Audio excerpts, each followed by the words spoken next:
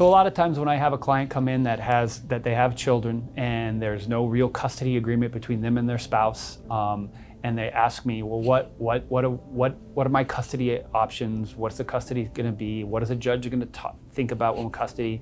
I'm not sure how I want to resolve custody or what it can be. What do I need to be thinking about? What do I need to consider? Now, custody again has two components. There's a legal aspect of it, and there's a residential aspect of it. The legal aspect is the joint and sole custody, and that's the legal decision-making authority with regard to the health, education, welfare of the children.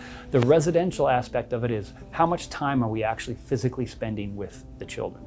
So when we're talking about custody, it gets divided up in those two things, and a court has to consider different things on both of those equations. On the legal aspect of the custody, the sole versus the joint, the court's going to really look at how the parents get along, how they communicate. Are they able to co-parent? Are they talking together? Are they making decisions jointly together? Are they working together? And therefore, that we can have joint legal custody where the parents can share and communicate and make those decisions together. On a residential side, an actual physical part of being with your children, a court's going to look at what's in the best interest of the children. How often, most of the times parents are working these issues out. How close do they live to each other? Can we get a 50-50 schedule where we're seeing the kids equal time because we can make that work? And that's in the children's best interests. And again, that goes to, do the parents get along? Are we going to be able to communicate and make things work to have a 50-50 schedule?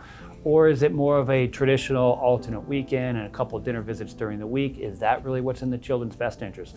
Ultimately, of the statutory factors that a court has to consider in custody, both legal and residential, it's going to come down to what's in the children's best interest. So if you're having these types of issues, if you have these questions regarding custody and parenting time and schedules, please call us at Callagee Law, talk to our family law department. We can help you work this out and get you through it.